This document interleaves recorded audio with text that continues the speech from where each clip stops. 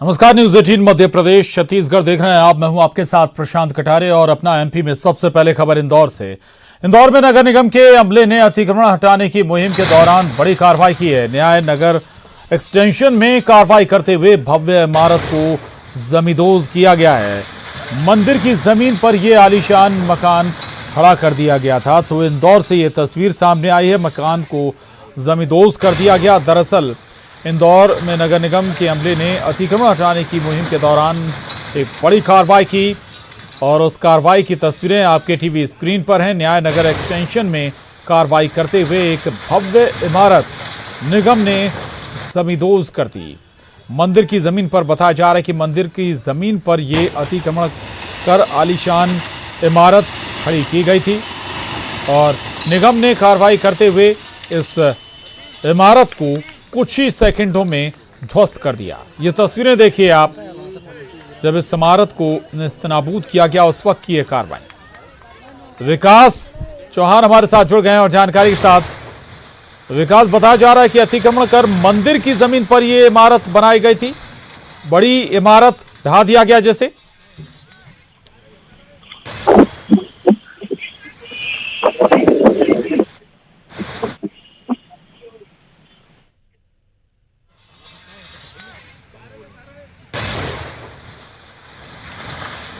विकास के पास हम दोबारा चलेंगे, लेकिन इन तस्वीरों को देखिए आप। आखिर एक बड़ी आलीशान इमारत जिसे मंदिर की जमीन पर अतिक्रमण कर बनाया गया था, निगम और प्रशासन के दस्ते ने इस इमारत को ध्वस्त कर दिया। दरअसल पूरे प्रदेश में अवैध निर्माण पर कार्रवाई चल रही है।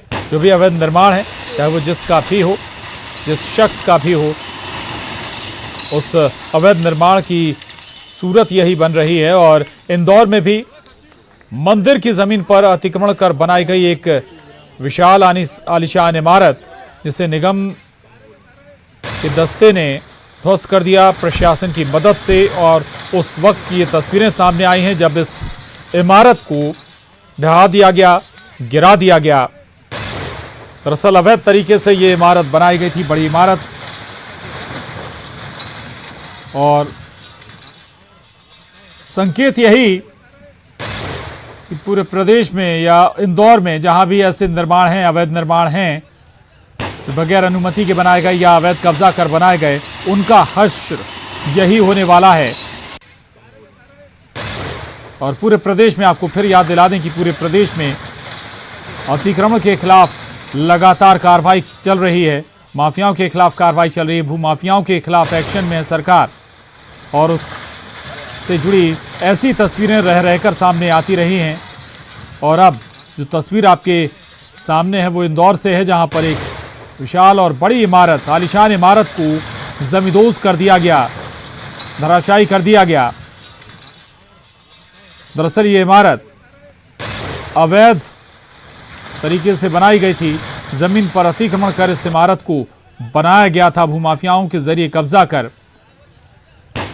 और नतीजा ये रहा कि अब इस इमारत को जमींदोज कर दिया गया है। कुछ ही सेकंडों में, कुछ ही पलों में ये इमारत पूरी तरह से भरभरा कर जमीन पर आ गई।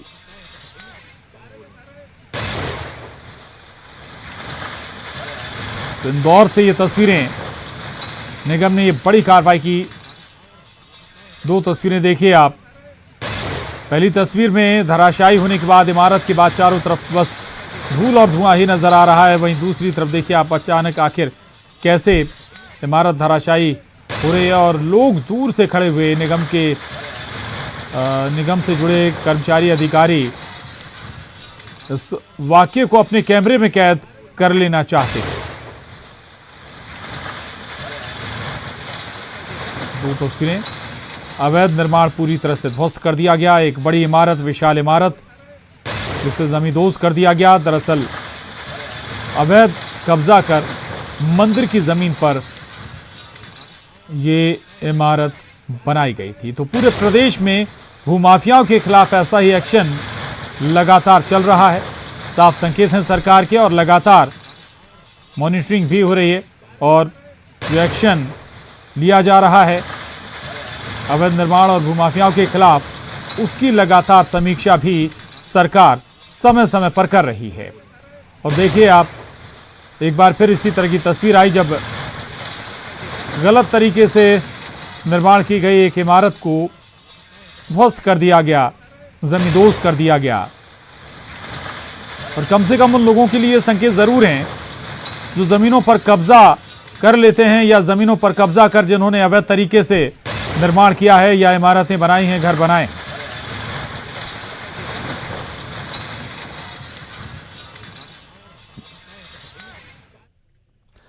उधर खबर भोपाल से, जहां पीसीसी में अनुशासनहीनता देखने को मिली। सिंधिया के सामने ही कार्यकर्ताओं के बीच जमकर धक्का मुक्की हो गई। ज्योतिरादित्य सिंधिया के सामने कार्यकर्ताओं की अनुशासनहीनता देखने को मिली। पीसीसी अध्यक्ष के कक्ष का दरवाजा भी टूट गया है। तो आपको बता दें कि भोपाल से तस्वीरें सामने आई हैं। प्रदेश कांग्रेस कमेटी के अध्यक्ष, पीसीसी अध्यक्ष का जो कमरा है उसका दरवाजा भी टूट गया। अनुशासनहीनता देखने को मिली ज्योतिरादित्य सिंधिया के सामने। दरअसल ज्योतिरादित्य सिंधिया काफी समय बाद प्रदेश कांग्रेस के दफ्तर में पहुंचे थे। इस दौरान बड़ी संख्या में कार्यकर्ता भी यहां पर जुट गए थे। बड़ी संख्या में ज्योतिरादित्य सिंधिया समर्थक यहां पर पहुंचे थे, लेकिन ज्योतिरादित्य सिंधिया के सामने ही अनुशासनहीनता जमकर देखने को मिली। कार्यकर्ताओं में जमकर धक्का मुक्की होती हुई नजर आई। इतना ही नहीं, पीसीसी अध्यक्ष के कमरे का दरवाजा भी टूट गया।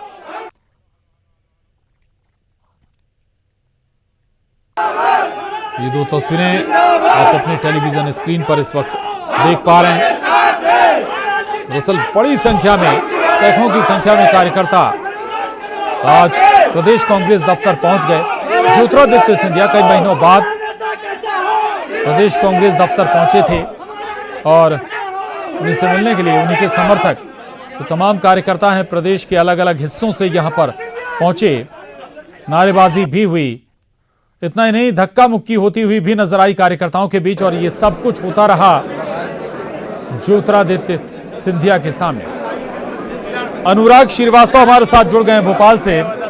अनुराग, कई महीनों बाद ज्योतिरादित्य सिंधिया प्रदेश कांग्रेस दफ्तर पहुंचे। स्वाभाविक है कार्यकर्ता भी वहां पर पहुंच गए। प्रदेश के अलग अलग हिस्सों से आप बात भी कर रहे थे, लेकिन अनुशासनहीनता यहां पर साफ तौर पर नजर आई, और वो भी ज्योतिरादित्य सिंधिया के सामने ही।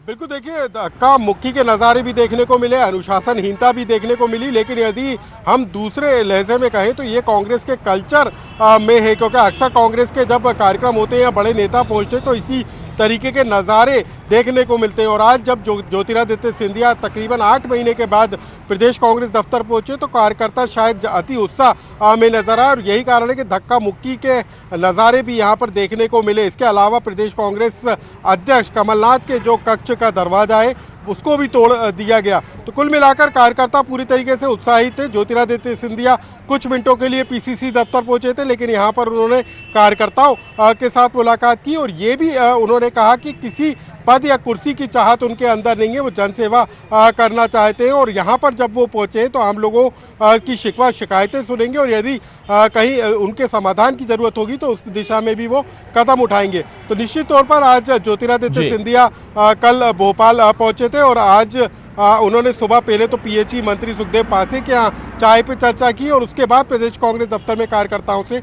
मुलाकात की।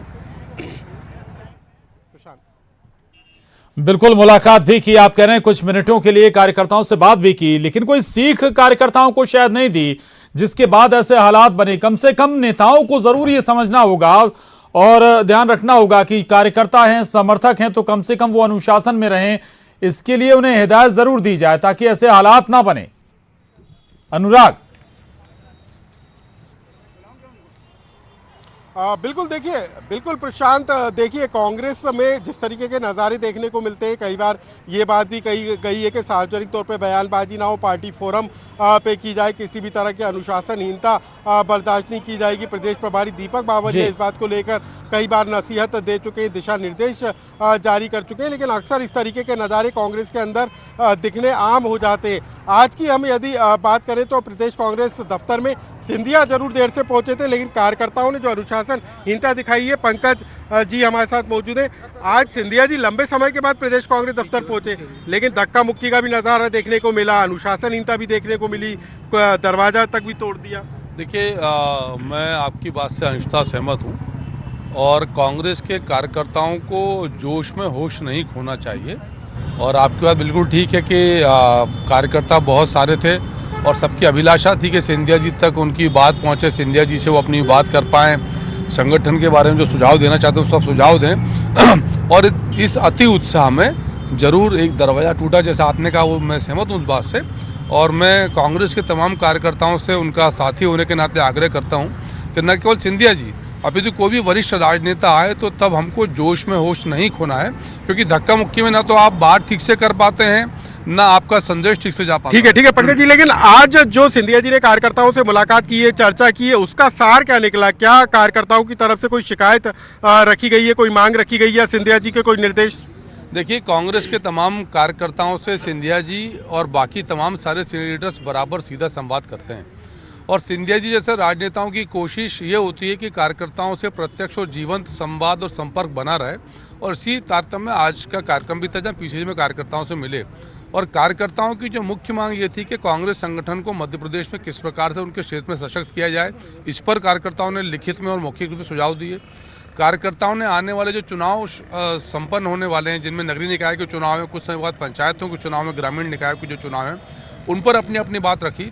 बहुत सारे कार्यकर्ताओं ने उनके क्षेत्र में जन विकास को लेकर सरकार को क्या सुझाव दिए जा सकते हैं, संगठन की क्या भूमिका हो सकती है, इन पर बातचीत करी। तो कमोबेश कार्यकर्ताओं का उद्देश्य यही था कि आगामी चुनाव में संगठन की क्या भूमिका हो और मध्य प्रदेश की आम जनता के विकास के लिए कांग्रेस का कार्यकर्ता मतलब साफ है कि संगठन में बदलाव लोग चाहते हैं और कसावट चाहते हैं, और ये भी चाहते हैं कि सिंधिया जी को कमान मिले, क्योंकि नारेबाजी तो कुछ इसी तरीके से हो रही है। देखिए अनुराग, मतलब तो निकालने का जिम्मा आप मीडिया के मित्रों के पास है। मैंने ऐसा कतई नहीं कहा कि कांग्रेस कार्यकर्ता संगठन में बदलाव चाहने की बात करने आए थे, क्योंकि सिंधिया जी बहुत बड़े कद के राजनेता हैं। और मैं हमेशा एक बात बोलता हूं कि यदि कांग्रेस संगठन को लगेगा कि मध्य प्रदेश में बतौर कांग्रेस अध्यक्ष या राज्यसभा में बतौर किसी सीनियर जिम्मेदारी के सिंधिया जी की आवश्यकता यदि कांग्रेस संगठन को होगी, जहां उनकी क्षमताओं का उपयोग करने की आवश्यकता होगी, वहां यहाँ पर कार्यकर्ता तो इसी बात की मांग करते हुए नजर आए। जितने लोगों से हमने बात की, उन्होंने कहा कि प्रदेश कांग्रेस अध्यक्ष की कमान सिंधिया जी को देनी चाहिए। देखिए सर, मैं भी कार्यकर्ता हूं, मैं भी यही बात को बोलता हूं कि कमलनाथ जी मध्य प्रदेश के मुख्यमंत्री, सिंधिया जी मध्य प्रदेश कांग्रेस कमेटी के अध्यक्ष, दोनों की जोड़ी होना चाहिए। लेकिन सिंधिया जी की राजनीतिक क्षमताओं का, उनकी योग्यताओं का कहां पर और कैसे बिल्कुल, तो अब किस तरीके से सिंधिया जी की क्षमताओं का इस्तेमाल पार्टी को करना है, इसका फैसला तो पार्टी को करना है। लेकिन 2 दिन तक भोपाल में डेरा डाल के ज्योतिरादित्य सिंधिया ने संकेत में साफ कर दिया है कि सत्ता और संगठन में सिंधिया का दखल अभी भी बरकरार है और आगे भी इसी तरीके से वो दबदबा बनाए रखने का काम करेंगे। बिल्कुल अनुराग, लेकिन एक सवाल जरूर अभी भी कि ज्योतिरादित्य सिंधिया पहले भी दौरा करते रहे हैं और इस बार लेकिन जब वो दौरा करने आए और भोपाल पहुंचे तो प्रदेश भर से उनके समर्थक या कार्यकर्ता भोपाल पहुंच गए। क्या किसी खास मकसद से संकेत दिया गया था? कार्यकर्ताओं को भोपाल बुलाया गया था, समर्थकों को भोपाल बुलाया गया था, कोई ताकत दिखाने की कोशिश थी क्या ये सिंधिया की?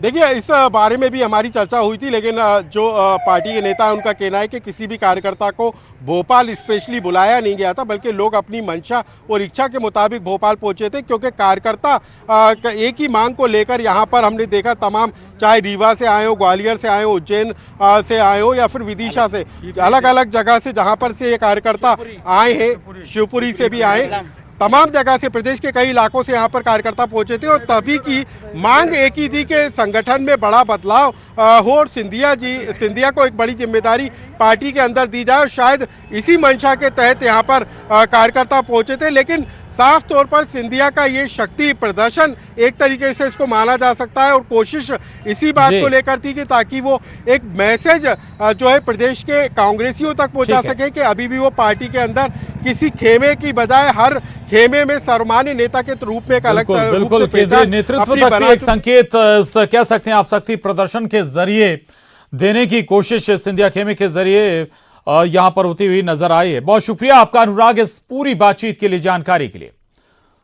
आगे बढ़ते हैं, उधर सिंधिया को कांग्रेस प्रदेश अध्यक्ष की कमान देने की मांग तेज हो गई है।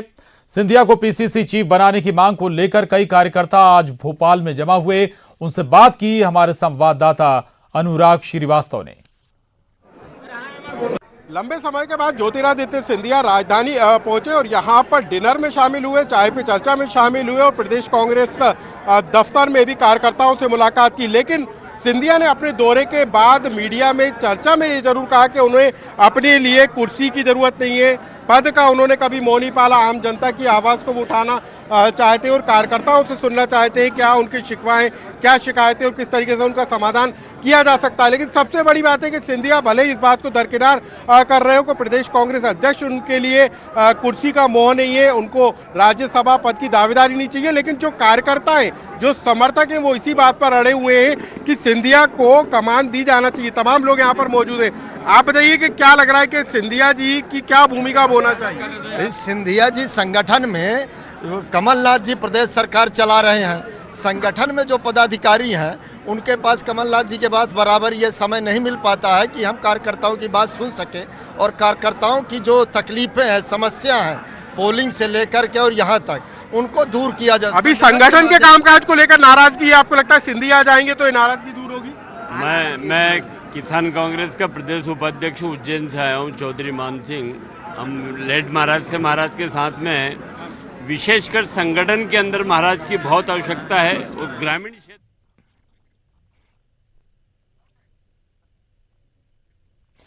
और बड़ी खबर का रुख कर रहे हैं। बड़ी खबर भोपाल से है। विधानसभा का विशेष सत्र, सदन में एमपीपीएससी के पेपर का मामला गूंजा। पेपर में भीलों के बारे में सवाल पूछा गया था। मुख्यमंत्री कमलनाथ ने इसका जवाब भी दिया और जांच के आदेश भी दिए गए हैं। उन्होंने ये जानकारी दी और बताया कि ये गलत हुआ है, कोई पक्षपात की बात नहीं है। वहीं नेता प्रतिपक्ष ने धान खरीदी का मसला भी उठाया, सवाल भी उठाया। वहीं मुख्यमंत्री कमलनाथ ने इसका भी जवाब दिया। प्रदेश में ऐतिहासिक अतिवृष्टि हुई है उन्होंने कहा, और साथ ही नरोत्तम मिश्रा ने ओले गिरने का मामला भी उठाया और सहकारिता मंत्री डॉक्टर गोविंद सिंह ने इसका जवाब दिया। कहा जानकारी मंगवाई गई है। तो सदन में आज कई मसले गूंजे। दूसरा और आखिरी दिन है विधानसभा के सत्र का।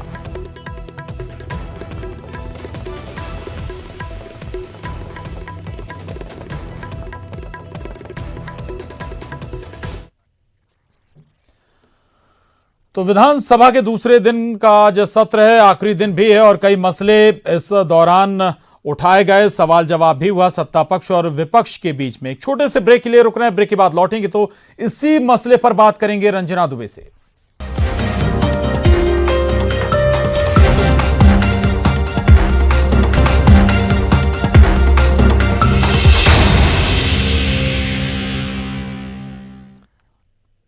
ब्रेक के बाद एक बार फिर आपका स्वागत है।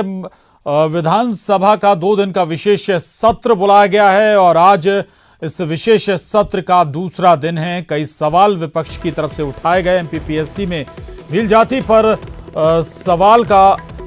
पर पूछे गए सवाल का मसला भी गूंजा। इसके अलावा किसानों से जुड़ा मसला भी उठा और इसका जवाब सत्ता पक्ष की तरफ से न केवल मुख्यमंत्री ने दिया बल्कि मंत्री ने भी अलग मसले पर जवाब दिया। और रंजना दुबे हमारे साथ जुड़ गए हैं। रंजना, आप क्या कुछ इस वक्त सदन में चल रहा है?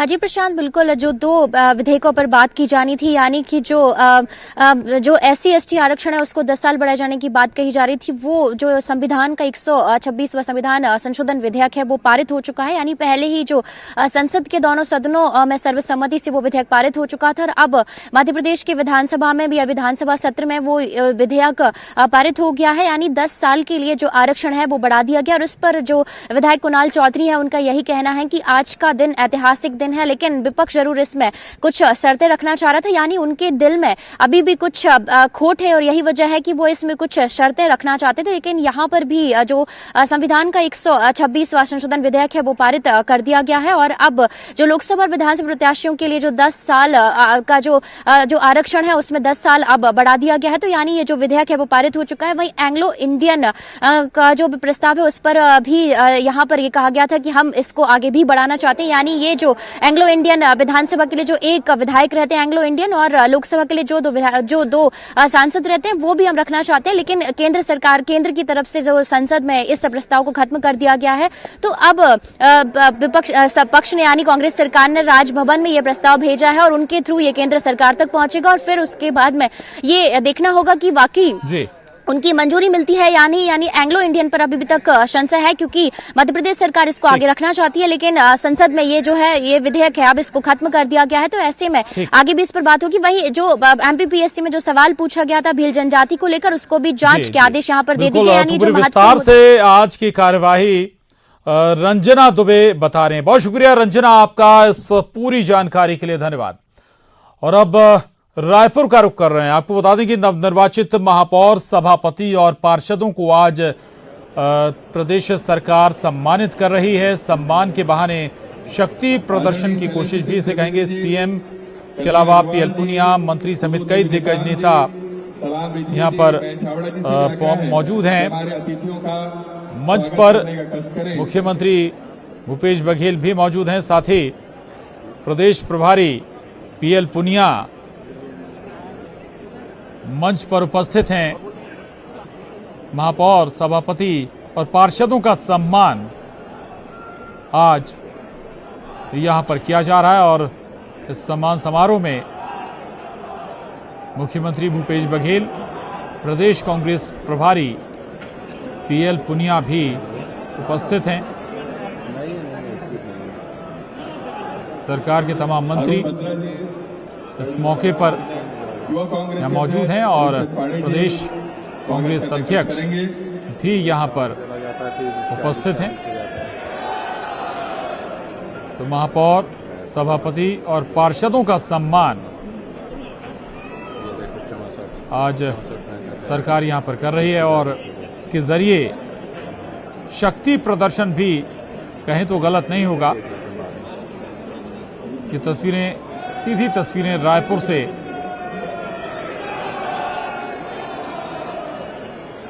तो निर्वाचित होकर आए महापौर, निगम अध्यक्ष, सभापति और पार्षदों का सम्मान जो कांग्रेस के चिन्ह पर चुनकर आए हैं। मेयर बने हैं कांग्रेस की तरफ से, अध्यक्ष, सभापति बने हैं, उनका आज सम्मान इस मंच पर हो रहा है। और इस दौरान खुद सीएम भूपेश बघेल मंच पर मौजूद हैं।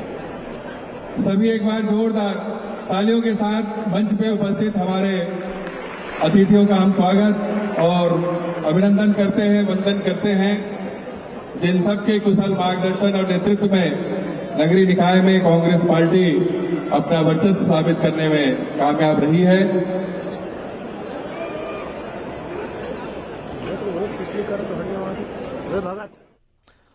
और एक और बड़ी खबर भोपाल से, जहां सीएम कमलनाथ का बयान आया है। विधानसभा में हंसी मजाक का दौर चला, मैं सबके दबाव में हूं, ये कहा मुख्यमंत्री कमलनाथ ने। व्यस्त होने के चलते नहीं जा पाया। सिंधिया के डिनर में, आईएएस का डिनर होस्ट किया था, वहां व्यस्त था, इसलिए सिंधिया के डिनर में नहीं जा पाया। और इस दौरान उन्होंने नरोत्तम मिश्रा, और आपको बता दें कि इस दौरान तंज भी कसे गए। आपको बता दें कि मुख्यमंत्री कमलनाथ ने बयान दिया है। विधानसभा में हंसी मजाक का दौर भी चला और मुख्यमंत्री कमलनाथ ने कहा कि मैं सबके दबाव में हूं, व्यस्त होने के चलते सिंधिया के डिनर में नहीं जा पाया। आईएएस का डिनर होस्ट किया था, वहां पर व्यस्त था। इस पर बीजेपी नेता नरोत्तम मिश्रा ने तंज भी कसा। वास्तव में वो बड़े नेता है प्रदेश के और उनके नाम पर कांग्रेस पार्टी सरकार में आई है, लेकिन जितनी उपेक्षा की शिकार हमारे ग्वालियर चंबल के बड़े नेता मध्य प्रदेश के हो रहे हैं इस समय, उनकी सरकार है और वो ही निर्वासित सा लगभग समय काट रहे हैं। मैं इसको अच्छा नहीं मानता। अब चूंकि कमलनाथ जी खुद ही स्वीकार कर रहे थे आज सदन में कि मैं बहुत दबाव में हूं, अब ऐसा कैसा दबाव है कि सिंधिया जी आ गए और दबाव बढ़ गया? मुझे नहीं पता वो किसके दबाव में थे। अगर वो अध्यक्ष के चैम्बर में भी बैठक ले रहे हैं तो उनकी इच्छा है, उन्हें बनाने में क्या दिक्कत है? क्यों नहीं बना देते ये अध्यक्ष? बुलेटिन में बस इतना ही। खबरों का सिलसिला जारी है।